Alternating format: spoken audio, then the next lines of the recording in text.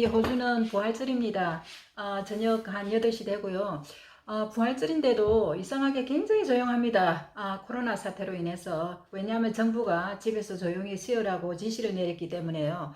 그래서 사실 이렇게 조용할 때 우리가 부활의 의미를 새겨보는 것도 크리스찬이든 아니든 굉장히 의미가 있지 않나 이렇게 생각합니다.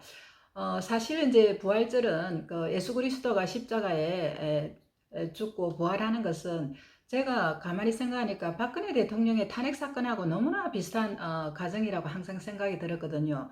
왜냐하면 예수님의 십자가의 죽음이 바로 인류 역사상 최초의 종교적 탄핵이 아닐까 생각합니다. 그래서 종교적 관점으로 보면 탄핵은 바로 사탄, 루시프라는 악과 그리고 예수 그리스도라는 선의 그 싸움에서 예수 그리스도가 이제 이기는 그런 라고 생각합니다. 오늘 제 유튜브에서는 제가 박근혜 대통령이 2017년 3월에 인용이 되고 나서 탄핵과 부활이라는 그런 칼럼을 제가 기고를 해가지고 그 칼럼을 이제 제가 읽어드리는 것으로 하겠습니다.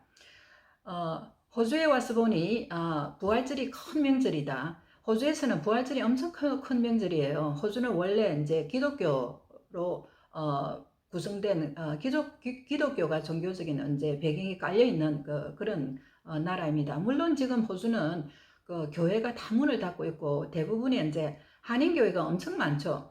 코너마다 보면 한인교회가 참 많아요. 그 좋은 현상이라고 볼 수 있죠. 그래서 부활절은 영어로 resurrection이라 그러죠. 죽었던 사람이 되살아나 다시 생명을 얻고 설모가 있게 되고 존재하게 된다는 뜻입니다.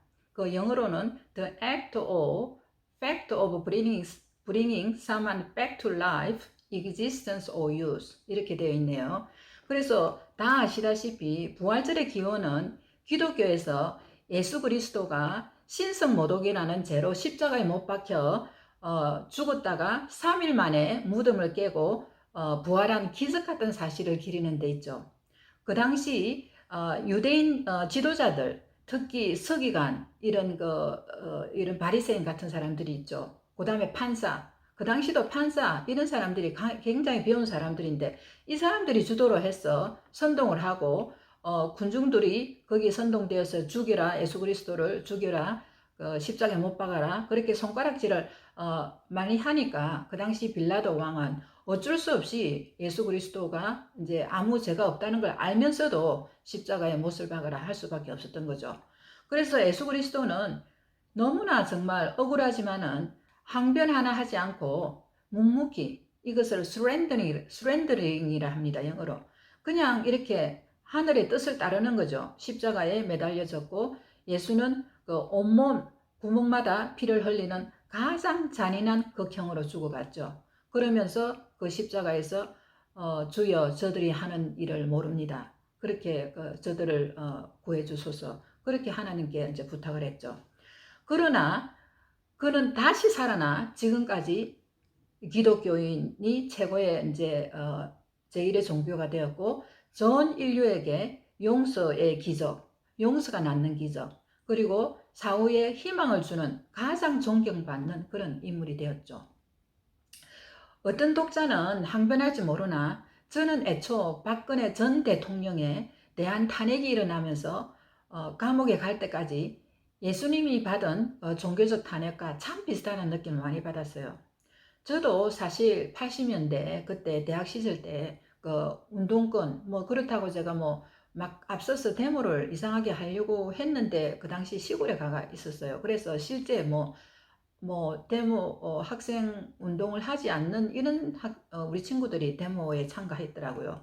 그래서 이제 민주주의 선봉에 선 사람이었어요. 그렇다고 제가 주사파 이런 사람들이 저한테 접근을 했어요. 하기는 했는데 그때 유화대학에서 온 그런 이제 여학생들인데 이상하게 인연이 안 되더라고요. 그래서 그리고 나서 이제 호주에 와서 저는 이민을 오고 나서 살기 바빠서 한국 정치에 대해서는 완전히 무관하게 살았죠. 그러다가 이제 탄핵 사건이 터지면서 저는 이게 왜 일어났는가 하면서 두 서너 달간 밤새면서 연구를 했어요.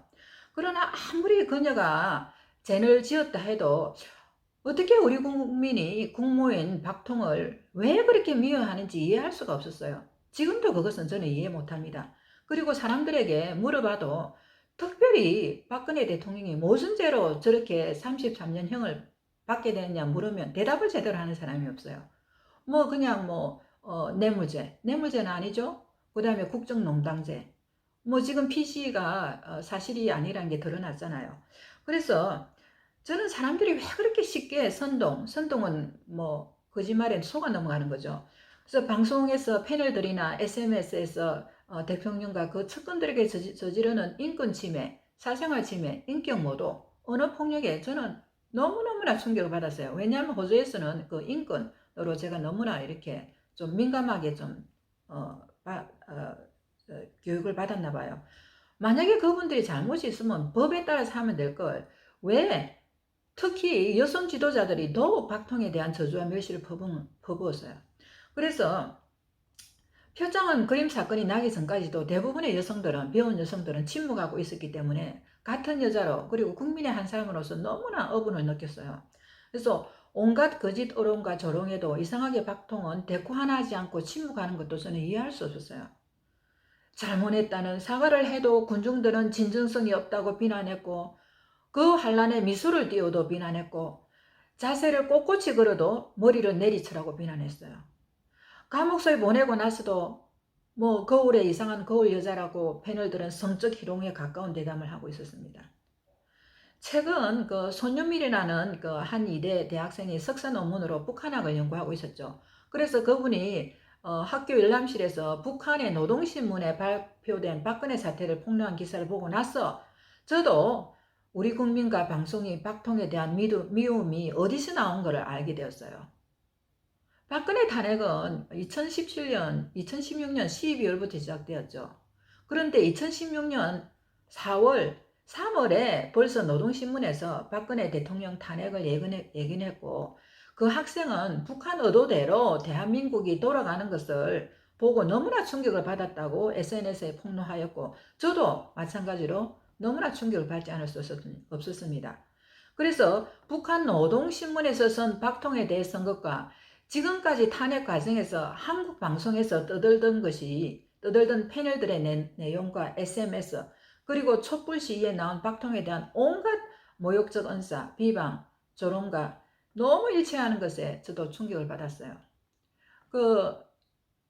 어떤 지금 기억은 잘 안 나는데 유럽에서 왕실의 여자 처녀 피를 받아가 모욕하는 거 있잖아요. 그거하고 박근혜 대통령을 비교한 SMS도 저는 기억합니다. 그래서 노동신문의 헤드라인에는 박통을 일컬어 세월호 때 7시간 동안 몰래 옷 갈아입고 외도질한 박근혜 역적 패당이 어떻게 한국을 망쳤나? 붉은 마녀, 온 국민을 잡아먹을 마기년, 독재자의 딸, 천하의 복이 드문 전능한 박근혜년, 그녀가 갈 곳은 지옥뿐이다. 뻐근해, 늙은 마녀 박근혜, 낯짝에 온통 사기가 뻗친 박근혜년을 그냥 두었다가는 대한민국이 그대로 망한다 등이 포함되어 있었어요. 북한의 이런 선동에 우리 국민들이 많은 순수 촛불 국민들이 속아가지고 아무 대책 없이 따라가는 현실이 더 경압스럽다는 그 여학생의 주장에 저도 10분 동감하게 되었습니다. 인생을 살면서 누구든지 탄핵을 당합니다. 탄핵은 일종의 말하자면 왕따죠. 정치적 왕따죠. 그래서 제가 학교에서 조그마한 실수로 저도 개심죄에 걸려 탄핵을 당한 적이 있었어요. 그때 스트레스로 6개월 동안 잠을 못 잤습니다. 그런데 박통은 오죽하겠습니까? 제가 개심죄에 걸린 거는 다른 것이 아니에요. 그 석사 학생들의 지도를 하는데 20분간 원래 이제 시간을 매겼는데 학생들이 와가지고 학생들은 이제 내일 그 숙제를 내는데 내일 숙제 내는 그 하루 전에 와가지고 저보고 봐달라 그럽니다. 그러면 저는 제 퇴근 시간을 희생해가지고 그 학생들이 너무 내용이 영작이 안 좋기 때문에 제가 30분, 40분간을 갖다가 이제 시간을 제가 들여서 했는데 그것이 이제 20분 법에 넘어갔다 해가지고 저를 이제 말하자면 징계를 넣은 거죠. 그래서 중죄를 지은 범인도 변명할 부분이 있는데 감옥에 가면서 해명 하나 하지 않고 그분이 어떻게 말을 했습니까? 내가 모든 것을 안고 간다. 진실은 언젠가는 밝혀진다. 단 한마디만 하고 순순히 들어가는 그녀를 저는 이해할 수 없었어요. 왜 그 자리에서 변명을 하고 아니면 그 자리에서 얘기를 하지 않느냐. 하긴 저도 그 당시에 모든 것은 순리대로 될 거라는 한마디만 학장에 던졌어요. 그래서 제가 지난 2월 태극기 집회를 이끌 때 그때 이제 저는 이제 태극기 집회를 호주에서 하게 됐는데 제가 이제 태극기 집회를 하니까 그 당시 분위기 생각해 보세요. 많은 사람들이 한인 지식인 속하는 사람들이 저에게 너의 자녀들의 자손 대대로 저주를 받을 거라. 그리고 당신이 지금 호주 교민사회에서 지은 명성이 하루아침에 무너질 거라. 그렇게 저에게 인신공격을 하고 주위에 막 퍼뜨렸어요.